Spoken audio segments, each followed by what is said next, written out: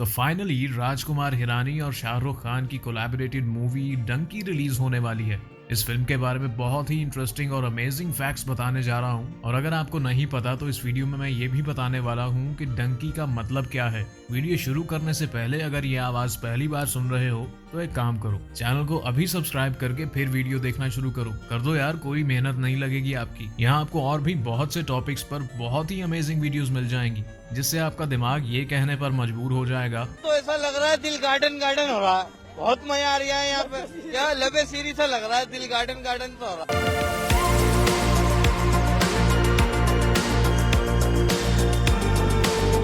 तो डंकी मूवी में कई ऐसी चीजें हैं जो पहली बार हो रही हैं। फर्स्ट ये कि राजकुमार हिरानी और शाहरुख खान पहली बार कोलैबोरेट कर रहे हैं। ये दोनों लेजेंड्स अपने काम में कितने माहिर और प्रोफेशनल हैं, इसका अंदाजा आप शाहरुख खान के स्टारडम और ब्रिलियंट एक्टिंग स्किल्स और राजकुमार हिरानी के टोटली डिफरेंट और एक्सीलेंट स्टाइल ऑफ डायरेक्शन से लगा सकते हैं। इन्होंने 5 मूवीज बनाई हैं, मुन्ना भाई, MBBS, लगे रहो मुन्ना भाई, 3 इडियट्स, PK और संजू, और इनकी डायरेक्ट की हुई कोई भी फिल्म आज तक फ्लॉप नहीं हुई।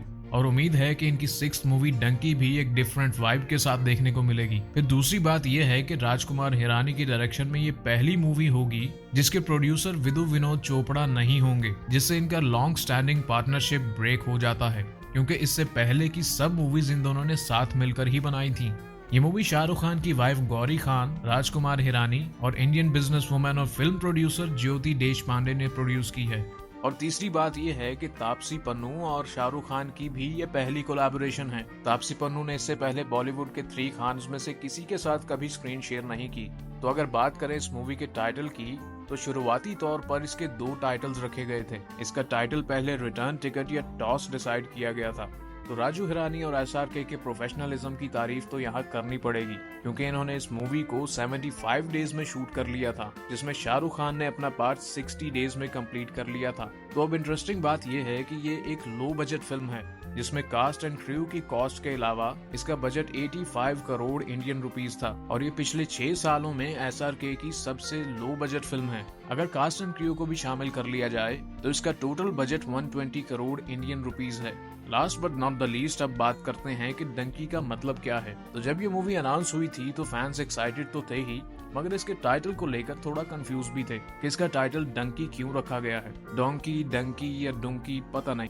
अगर इसके मेन प्लॉट की बात करें तो इस मूवी का प्लॉट एक टर्म डोंकी फ्लाइट पर बेस्ड है। डंकी एक इलीगल तरीका है जिससे कुछ लोग कनाडा, USA, UK वगैरह जैसी कंट्रीज में इलीगल राउट से एंटर होते हैं। ये बहुत ही ज्यादा खतरों से भरा तरीका है और इसमें सेफ्टी नाम की तो कोई चीज एग्जिस्ट ही नहीं करती। मूवी देखकर आपको अंदाजा हो ही जाएगा। जिनको पता है उन्होंने अक्सर सुना होगा कि इस प्रोसेस में शिपिंग कंटेनर्स के अंदर लोग इलीगली तौर पर सवार होकर जाते हैं। और इस पर रिसेंटली 2022 में एक बहुत अच्छी पंजाबी फिल्म भी बन चुकी है, जिसमें पाकिस्तानी पंजाब और इंडिया पंजाब के एक्टर्स ने कोलैबोरेट किया था, और इस फिल्म का नाम था आजा मेक्सिको चलिए।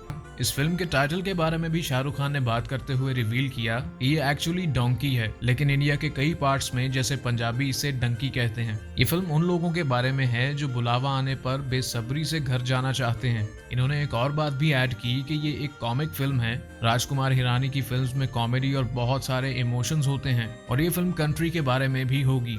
तो ये फिल्म शाहरुख खान और इसके दोस्तों की दुनिया के कई इलाकों में स्ट्रगल के बाद फाइनली इंडिया वापस आने तक के सफर को दिखाएगी। तो आज के लिए बस इतना ही।